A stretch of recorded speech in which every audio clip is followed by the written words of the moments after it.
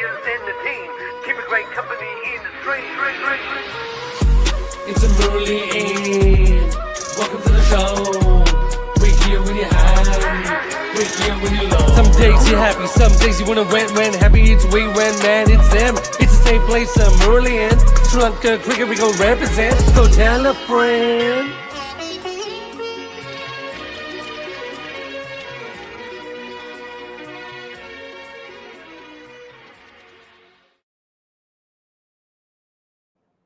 Welcome to the Murali End. I'm Dominic Machado, and today I am joined by Sri Lanka's #1 sports journalist, Estelle Vasudevan.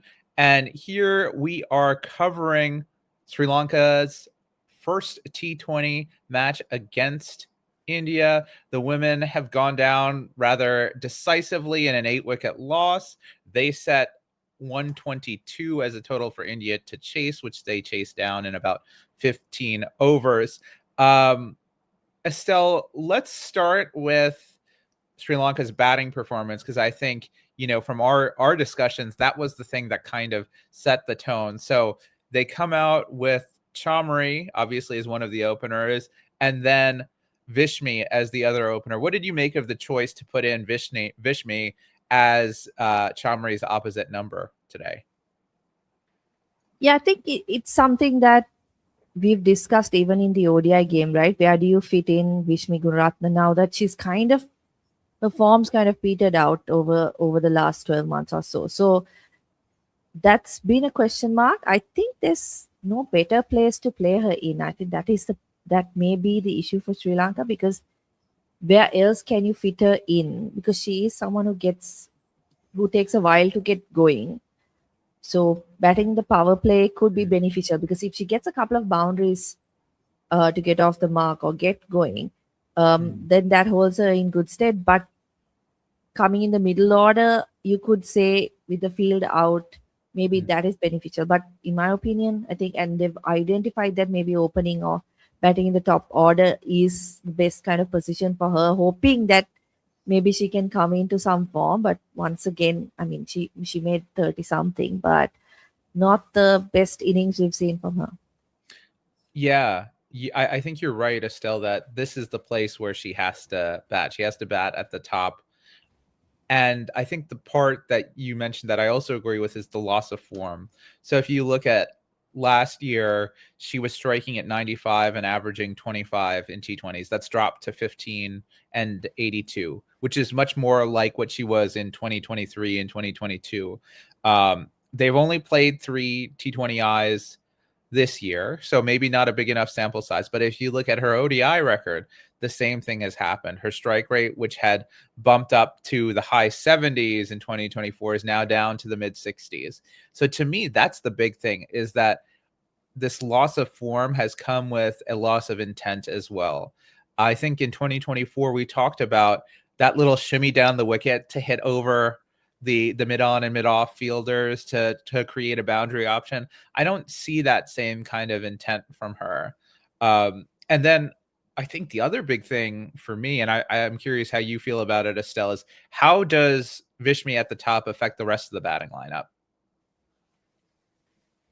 Yeah, just to check in on the records that you mentioned, like in 2022 and 2023, you could always talk about, like, she's new into the team, she's young, she's just making her way in international cricket, right? And she's still young, but today was her 50th T20 international. So she's been around this team.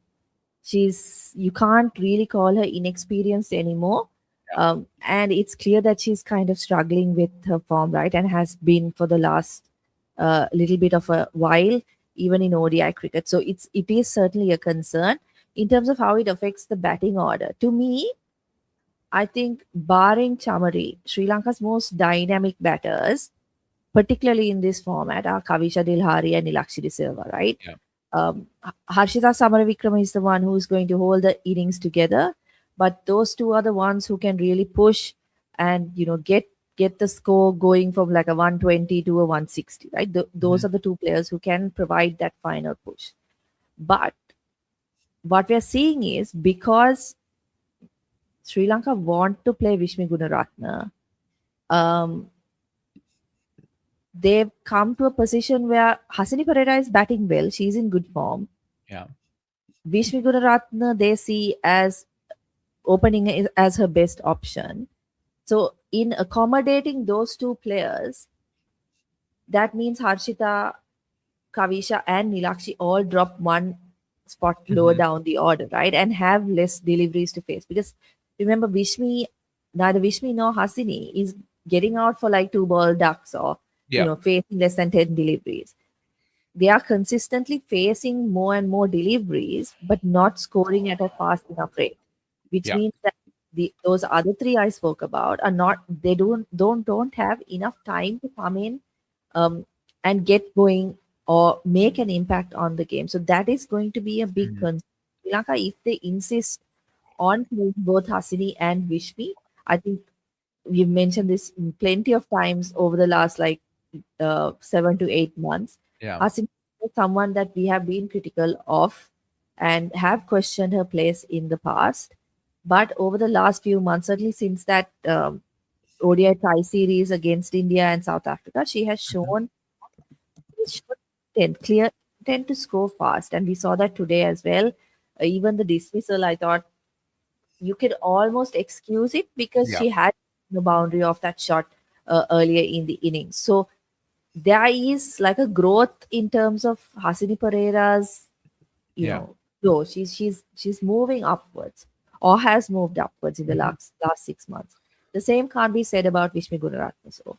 So I think as hard as it is, and as much as you believe in this player, and I think sometimes I don't know whether this is the case, but in terms of like the management, they're probably also thinking about how is it going to affect this player if we do drop her. She is very Mm. young, right? And she's obviously come in with a lot of hopes and expectations on her back.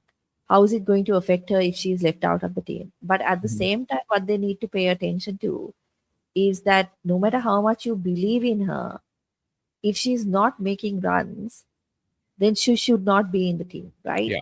If she's not able to contribute and give you what you need in that position, then that is a problem because Sri Lanka need to move towards growing that depth. And we've Yeah. spoken about how like beyond these 7 to 8 batters, there is nobody else, right? So when you have players like Imesha Dulani in the squad, these are the type of series where you need to give them Mhm. opportunities Mhm. because this is a series that's outside the women's championship. Sure, it'll have an impact on your T20 rankings, but they've made plenty of changes in the bowling, right? So Yeah. clearly they want to try out a few options. So I think they're trying to strike a balance between let's give Vishmi as many opportunities as possible and get her back into form before the World Cup Yeah. versus is it time to give her a break and see what options are out there because there may be players who are done domestically well and are in touch, right? And Mhm. they do deserve opportunities. I mean, you can't retain a place in your team based on promise and potential. Yeah. No, And certainly not not for a longer period of time. exactly, right? I think Vishmi, I think one of the strengths, and we've talked about this in past shows, is that these batters have gotten a long run in the side because of the lack of depth on the island in terms of women's batting. And that has allowed certain players like Harshita and Vishmi to develop their games, right? But now Vishmi's been in the squad for almost 5 years. I think it's fair to say playing hasn't helped you get out of this rut. Why don't you Mm-mm. take a break, go and work on some things and come back refreshed? Because I agree with you. The most valuable resource in T20 cricket is not wickets, it's the number of balls there are. And if you're gonna face she faced 43 out of the 120 balls in the innings. That's a lot. That's a huge portion. That's more than a third. That's almost 35%. And if you're only going to get 39 runs from those 43 balls, you need the other batters to be really dynamic, big scoring players. And Sri Lanka Yeah. don't have that right now. So I think and this is frustrating to say because I think Vishmi is a very promising cricketer, and I think that she will come good eventually. But I think it might be good for her to take some time out. I also think it speaks to kind of a strategic issue. Um, as you mentioned, Estelle, the decision to play both Hasane and Vishmi speak to kind of an anxiety about what happens if we lose wickets. We need people who can kind of hold the innings together. But I don't think that's true in the women's game, or the men's game, really, for that example, right? Like you don't need 2 or 3 anchors. You need maybe 1 anchor, right? And I think Harshita is fully capable of doing that. And you need people who are going to go and ply their trade aggressively. Like I thought the Indian batters batted beautifully in terms of tempo. One, they picked their moments to go big. I also think it hurts Chamri because Chamri definitely felt the pressure to find the boundary early, and she looked good. She looked like she had pretty good timing, but you felt that, like, at least watching, I felt that if she didn't get a boundary, the run rate was going to stay in sort of low gear. And I think when someone else is attacking alongside Chamari, you have an even more destructive player, someone who can pick and choose their moments to go and go hard. So, as you said, Estelle, it's an issue that we've seen coming up. And the question that I have for you is, if we were to say drop Vishmi, I don't think they're going to do that. I would doubt that they do that for the next match. But if Sri Lanka were to drop Vishmi, who would you bring in? Yeah, I think there are a couple of options in this squad, right? Like I mentioned before, Imesha Dulani is one of them. She's 23 years old, has played like a handful number of games, four ODIs, 3 T20s, Yeah. 4 innings in total, right? Just 32 runs in total, right? So not a massively promising record early in her career, but you've got to say, like, the opportunities she's gotten have been really tough, right? Just coming in for one game, or coming in for a few deliveries, it's not easy. She's not like been afforded that kind of luxury of getting a long run in the team. So um, possibly she's someone who you can bring in. And like I mentioned before, right, in the past, Sri Lanka were only playing series that were part of the women's championship. So they always had stakes. Then you can say, okay, we need to stick with the same team, give them as many opportunities. This is our best 11, because we need wins under our belt. But this series, as we said, it's outside of the official FTP. It is an opportunity to try new players, right, and give them that experience. And what better place to do it than India, where you're going to come up against a quality side, but one that you have in the past been able to compete with. It's been rare, but they've been able to compete with, at least to a certain extent, in games, right? So Imensha Dulani is one. She's a pure batter, right? So if you're kind of going like for like, that would be my option. And of course, Hasini would have to move up the order and open the batting alongside Adapattu. And I don't think. I think that might actually suit her more than coming in at number 3. And then everybody moves up, right? You've got Harshita at 3, Kavisha at 4, maybe Imesha at 5, and Nilakshi at 6. Yeah. Or the other option I would say is move everybody up 1, and you bring someone like Malsha Shehani in, who can clear the boundary and is a bit of a hard hitter off the ball. That gives you, I know Sri Lanka don't need it, but it gives you an extra bowling option as well. And again, it adds that. We spoke about this off air, right? About, yes, okay, like there's this format of 7 batters, but if 7, like the 7 aren't adding much to your batting, then you might as well have a bowler who can maybe give you 12 runs in 3 balls versus someone who's going to score run a ball 40, right? So Malsha Shehani would be that option, and I think you've got a few suggestions who are not in the squad as well.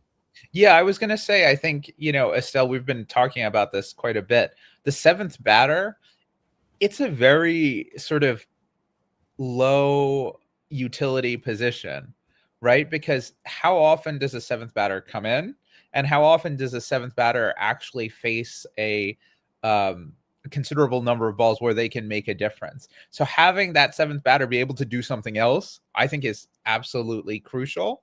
Or you have someone who is in that 7 spot who you might want to move up the order because you think that they can give you that little bit extra in terms of batting. So yeah, and I was thinking, we talked about the squad. The two big omissions for me were Jumi Vihanga and Manudi Nanyakara, because it's sort of the similar thing to Amesha Dulani and Malsha Shahani, is that with Jumi, you get either someone who bowls and is actually a very penetrative bowler, and we've seen that. And she bowled very well against India as well. And she is a big hitter, right? We've seen her come in and try at least to play shots. She hasn't quite pulled off a big score in international cricket, but she has the capability of doing that, right? To get that 12 off of 3. Mm-hmm. Or Manudi, who, in terms of dynamic, quickly scoring batters, she certainly showed that at the under-19 level, and she's shown flashes of that at the international level. So for me, those are the kind of players you want to bring in and try out. And I think a series like this, as you mentioned, is the perfect opportunity to give those players a shot. And this gets to also, we talked a little bit about this with the men's 25. What's the point of the 15, right? At this point, these women are all brought along. It's not part of the, the actual championship. Obviously, you want to do as well as you can, but this is an ideal opportunity to give everyone a chance, right? To give Amesha Dulani a run, right?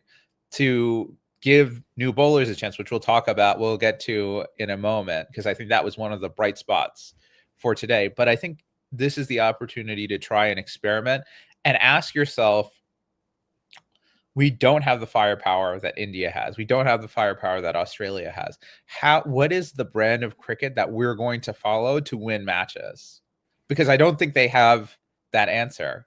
If you asked me about a year and a half ago, I would have said the expectation is Chamri goes nuts and we bowl tightly and we win. I don't think that's really, that they haven't updated the strategy. And I think the frustrating part is there's more talent in this squad than there was 18 months ago. There are some quality players, but you've got to figure out what are the roles that you want them to play, who's going to be a boundary hitter, who's going to, what type of bowlers are they going to take on? And you just don't see that strategic nuance. And or maybe there is that strategic nuance, but I think the number of batters they're playing is dumbing down whatever is in there. Yeah, no, I agree. I mean, you kind of have to think about what each player is able to offer, right, at this level, because you're not going to get freebies against good teams. And I think now every team that Sri Lanka faces is a good team, right? There are no kind of pushovers in international cricket for them right now. So you have to have those roles defined. And we discussed this when we discussed the squad, leaving someone like Manudi out of the squad is very disappointing, because yes, she's very young and she's going to have opportunities in the future, of course. But she is someone who has shown, she's done well with the opportunities that she's been given, right? And I think they don't actually need to think of her as an all-rounder. They can think of her as a pure batter. Forget about the medium pace, right? Yeah. That could come in handy when you're playing in swing-friendly conditions. But right now, you focus on her batting, and she's a good enough batter to come into that lineup. And also, I did just say, forget about the bowling, but the World Cup's in the UK. Yeah. So having someone like that in the lineup is going to be beneficial, right? Because all Sri Lanka's kind of all-rounders are spin bowling all-rounders. So it's going to be beneficial. And, it's disappointing to see that someone of that caliber hasn't been picked. And Samani also has a question about how Rashmika Sewandi has been picked over Manudi, right? Because she hasn't done anything special. I actually think in terms of comparing the two, Rashmika is probably the better bowler. So maybe she's been picked as kind of that medium pacer, but Manudi, as I said, can be picked in this side as a pure batter. Yeah. And I agree. I think the commitment to the conservatism, and here Sanjit brings up when you have wickets, you need to be aggressive, still playing defensive, need to get out of this mentality, one anchor and one aggressor. I agree. I think the power play once Chamri got out was more or less wasted. Hmm. And that is an ideal time to score, especially if you're someone who can hit over the top. I think Vishmi has some decent power. She hit the only 6 of the innings. It was palmed over, but still that shows you, with connection, she can easily clear the fielders and get it to the boundary. And finding those release shots and thinking about, okay, who am I going to take on? When am I going to take them on? What are the lines and lengths that are going to be beneficial to me? Rather than sort of saying, okay, let's stick about, let's get in, having the actual approach of how am I going to score runs quickly against this side? And it's okay if as you said, Estelle, if you're out for a 2-ball duck, that's much better than hanging around for a 7 from 15 or something like that. Yep. Let's talk about something a little bit more positive. Let's turn to the second half of the inning. So we had 3 sort of junior players not get debuts, but be brought back into the team after a little while. We had Kavya Kavindi. We had Malki Madara, who has been around the squad now for a while, and then Sashini Gimhani. What did you make of their performances today, Estelle? Yeah, I was very happy to see a lot of youngsters in this side, right? Like that's what you want to see in series like this, and that see that talent coming through. Kavya, I really like what I've seen of her even in the past. I think she was in the squad for the Asia Cup last year as well. Didn't get too many opportunities, but I've really liked what I've seen because she's the type of bowler you think kind of. So Sri Lanka always has this kind of defensive mindset when it comes to bowlers, right? Bowlers who can keep the runs down. And if you look at the spinners, it's the same, right? Atapattu is a defensive bowler. Kavisha is a defensive bowler, right? The only attacking options we have are Inoka Ranavira, maybe Inoshi Fernando when she's in the squad, right? Those are the wicket-taking bowlers for Sri Lanka.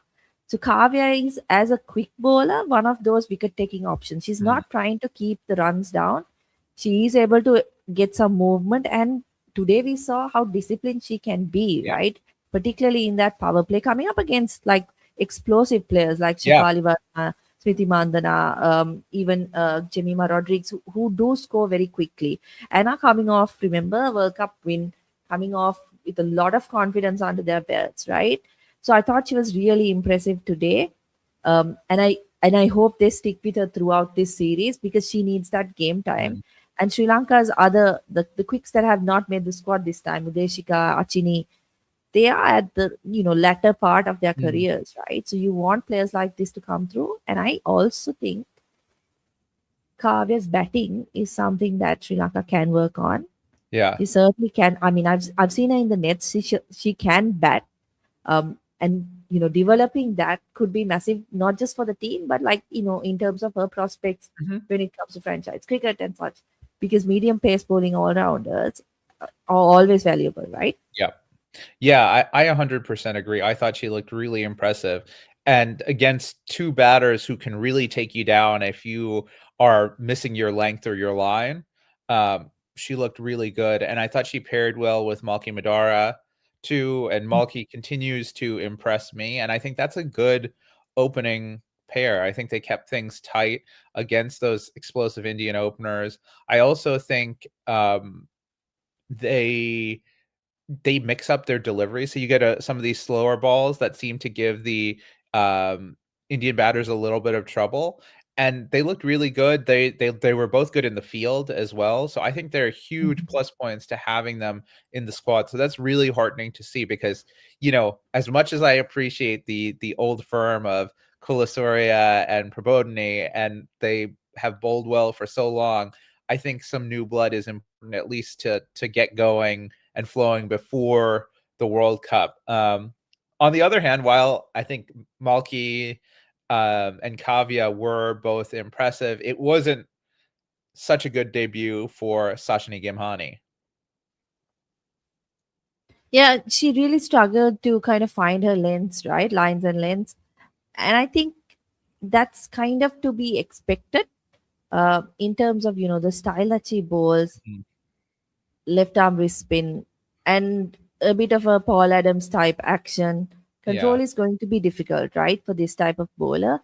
Also, the fact that I think she's in the squad for the first time since the Asia Cup. I might be Yeah. mistaken, but I mean, that's the last time I recall seeing her, right? And she was supposed to be, I think they put a lot of pressure on her in that because she is kind of a unique thing in women's cricket, the Mm. style of bowling, you kind of bring her in as this surprise package, but Yeah. just being kind of that surprise package is not going to be enough against good batters, right? Because Exactly. they're not going to be perturbed by your action or things like that. Yeah. These Indian players have been playing international cricket for a while. They've seen all types of bowlers, right, and all Mhm. qualities of bowlers. So like being unique is not going to Yeah. do the job for you. You have to actually bowl well, and that's where she struggled today. I mean, she's still very young, a long way to go, Yeah. and I'm glad that she's getting the experience against these good players of spin, right? Yeah, I think you're totally right because it doesn't matter what the delivery, what the load up looks like if it's short and wide or a Mm. full toss, right? Those batters are so talented and so good. They're going to put it away every single time. And I think the pressure plus obviously there was some dew as well makes it very hard to ply your trade. And I guess I wanted to ask you, Estelle, with a player of Gimhane's potential who's so young, but is going to take a long time to kind of hit her straps in terms of thinking about like, okay, what's the length I want to hit? What's the line I want to hit? And we think of even the best left arm wrist spinners in the world, like a Kuldeep Yadav, right, on the men's side, someone who took, burst onto the scene, but then was figured out and then had to come Mhm. back again and then was figured out and has come back a third time. How do you, sort of support and back a player who has this sort of, is sort of a diamond in the rough that that if you give her time and if you support her skill set, she will be a match winning player for you. But there are so many bumps in the road that are going to come in the way. And how do you think Sri Lanka should support a player like that? First of all, like understanding that this player is only 17, right? She might Mhm. be unique and might be a really, really talented player. But I think if we look at, on the whole, if you look at a country like Sri Lanka versus maybe an Australian under 19 player or an Indian under 19 player, they come into that setup after having played a lot of cricket, right? And after having gotten through a lot of competition. That's not the case necessarily for the Sri Lankan players. So they are a bit soft, I think, when they come to whether it's age group internationals or the Yeah. national team. So they need to be kind of wrapped up in cotton wool a little bit. So Yeah. for Shashini, I would think the best course of action is obviously giving her opportunities in series like this where the stakes are not that high, Yeah. and also Sri Lanka planning a lot of under 19 cricket, right? She's only Yep. 17, so she can still play under 19 cricket. Give her as many opportunities as you Mm. can to play against good teams, right? Because that's the Excellent. only way as a Yeah. bowler, particularly as someone who has this unique action. And remember, she can bowl. I mean, she can bowl with the right arm as well, Yeah. right? As well. We Yeah. haven't seen that, but she can. You, So you know, to give it, her as many opportunities. Yeah. It's interesting because, I was reading some of the coverage and everyone was saying, oh, she's an ambidextrous bowler. Yes, she's an ambidextrous bowler, but she definitely prefers bowling left Mm. arm wrist spin, right? And that is unique enough as it is. So I Yeah, think, and I don't think they should be pushing her either to bowl with no. both arms because she has to get it right first, Yeah. right? Get that confidence and that little bit of uh, confidence in you Yeah. before you try different things. And I think one of the things that you mentioned that we've praised SLC for is getting those under 19 matches against Mm. quality sides. The more we give these young girls a chance to play on the biggest stage against the best players, the better they're going to be. So, we've got to keep on giving them chances. I think we have a very uh, if we look at the spin bowling future stocks for Sri Lanka, they're very strong with Dumi, Mhm. with Gimhani, with Sachini Nisansala. There are a lot of players who can come in and fill that spin bowling role. But today it was a more veteran presence who was kind of the best spinner on the park for Sri Lanka, Inoka Ranawira. Estelle, could you tell us a little bit about, sort of, we've been having this discussion, I think 18 months ago, we were like, okay, Inoka's done for her career, but she's back and as good as ever.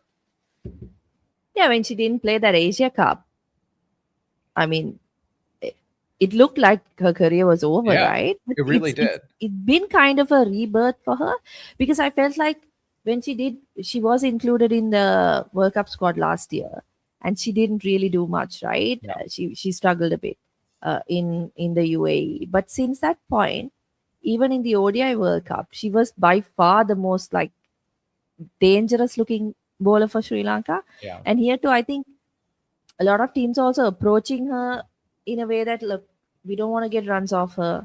Let her bowl out her overs. We can get runs off the others.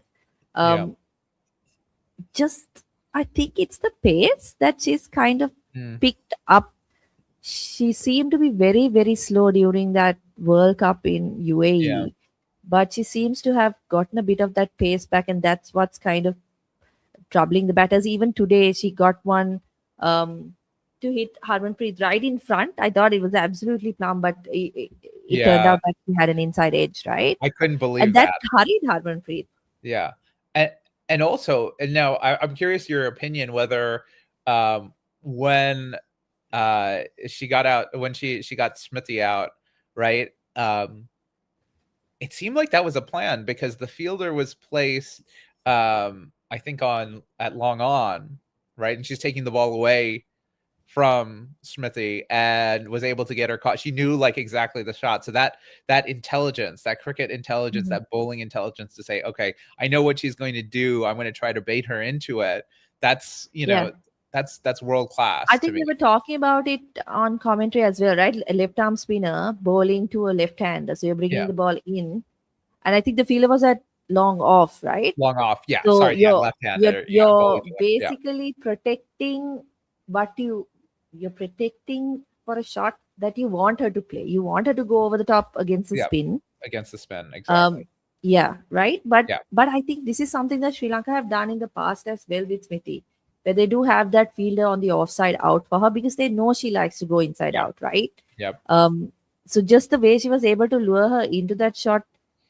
I mean, this is a player who's been around for years and years and years, right? Inoka Ranawira. She's seen it all. She's seen the best batters of this game. So, and I think just watching them on the field during the World Cup as well, it felt like she was a lot more involved in talking to other players and, that kind of thing. So it feels like she's had kind of a change in how she's going about things. Yeah. And you have to love that. You love seeing a player who looks like they're at their end of their rope kind of reinvent themselves. And, talking about having young players in the squad, her passing on her knowledge to someone like Sachini Gimhani is so critical, right? Helping her think through, what do you do when you get hit, right? How do you respond? How, all those things. Couple comments I wanted to get to. Hashini brings up Vishmi's struggles as a T20 eye opener. Hashini, we talked about this to start the show, and we 100% agree with you. So go back and give a listen. But you'll find that we saw that as a big struggle. And then this one from Sanjit, who says, sad to see no Sri Lankan commentators could have given a different perspective. I mean, I know one very excellent Sri Lankan commentator who has covered the women's team for the past decade, who could be very useful in India, who happens to be talking with me right now. So I wish Estelle was on the comms there. It added so much when we were in the Tri Series, hearing Estelle actually talk about the players and have the intimate knowledge of how the players interact with each other, how they plan, and what the approaches were. So just my little plug for, hey, if you're looking for a Sri Lankan commentator, you can fly Estelle out. There's still 4 games left. Estelle, any other thing? Christmas in India. Yeah. Christmas in India, exactly.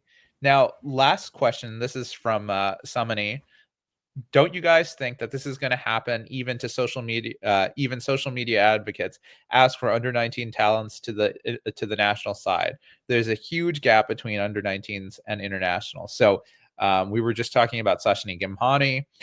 How do we balance the sort of, this is an exciting talent who can potentially come up and do something, and realizing, as somebody says, that there is really a big gap between, age group cricket and international level? Yeah, that's a really good observation. I think in that there is a big gap, right? But I think the problem Sri Lanka are facing is that if you look at that Imesha Dulani's generation, we don't see a lot of 23 to like 27-year-olds, right? Yep. Yep. How old is Harshita? I was going to say Harshita and Kavisha are the two Yeah, exceptions Harshita there, is right? 27. Yeah. Harshita is And Kavisha's 27 and 20, Kavisha is 24. 25. So Yeah. like it's like that from say 21 to about 27, 28, there are not Yeah. that many players. We have the 30 plus and the under 19s. Yeah. The reason I would say I don't have much of a problem with them picking the under 19s now is that I think with the under 19 World Cups coming into play, there has been a lot more investment in growing that age group team, right? Yeah. We've seen so many, we've seen them getting so many tours. I think, like probably 10 years ago, the national team wasn't getting that many Yeah. tours. Yeah. So the under 19s have been getting a lot more exposure now. Mhm. So those players are kind of at a more developed stage than maybe a 23 or 24-year-old might be in the Sri Lankan setup, right? Secondly, I think it's also good to look at it long term, where you're Yeah. building now. If you look at Shashini's 17, I think Manudi's 16 or 17 as well. Yeah. So from that 16 to 27, that age group, if you can build 20, 30 players who are good, like give them as many opportunities as possible, then when you have your Inoka Ranaviras, your Udeshika Prabodhinis, your Anushka Sanjeevanis, your Nilakshi De Silvas retiring, Chamariya Tapatu obviously is not a replaceable player, but when you Yeah. have that generation retiring, you will have at least a group of players who have played a little bit of international cricket, right? Because And if you look at domestic cricket, we're not seeing that many in that age group yeah. that I mentioned. I was going to say, I think, Estelle, the other part of it is the under 19 game is flourishing, but we don't have those A tours or those emerging tours like, say, the men have, that allows you to foster that talent that's sort of on the edge, those 23 to 27-year-olds who are coming up and want to show what they have, but they don't have the opportunities. And it's really hard for them to say, to claim a spot apart from, hey, we've got a lot of promise, right? If you haven't already grabbed that spot in the team, it becomes hard. And then we see with Vishmi, the international game is a tough place to grow up. It's not easy, no matter how talented you are, to develop your game at the international level. So patience is really important. Well, I want to end with this question, Estelle, from Hashini. Will they go with the same 11 for the next match, or do you think they'll make some changes? I think they have to go with the same 11, right? It's if they don't, then you have to ask the question why they picked that 11 for the first game in the first place. So Yeah. I think they will go with the same 11. I wonder if there is a loss there, and depending on the performance there, whether there will be any changes for the next game. But I don't see them making any changes. I mean, the main change that we would be looking at is probably the Vishpi one, right? Yeah. I don't see them making that change. Actually, I don't see them making that change during this series at all, unless like she has like a really bad run where she's Yeah. getting out for 0 or something like that. Because at the moment, I think they're just hoping give her as many chances as possible and get her in Back touch into form. before Yeah. the World Cup. Yeah. Yeah. Absolutely. Absolutely. Excellent. All right. Well, thank you all for tuning in and listening. We'll be back probably after the next match on the 23rd. I don't know which combination of us will be around, but we will be back. We will give you a recap. We'll talk about the big storylines, and we'll see how this series develops. My hope is that we'll get a win or two in, or at least see some high quality play from the side. All right. Thank you guys. We'll see you soon. Bye. It's a Murali Inn, you're in the place to be. Analyze the players in the team. Keep a great company in the stream. It's a Murali Inn. Welcome to the show. We're here when you're high. We're here when you're low. Some days you're happy, some days you wanna when happy it's we when man it's them. It's the same place, Murali Inn. Sri Lanka cricket we go represent. So tell a friend.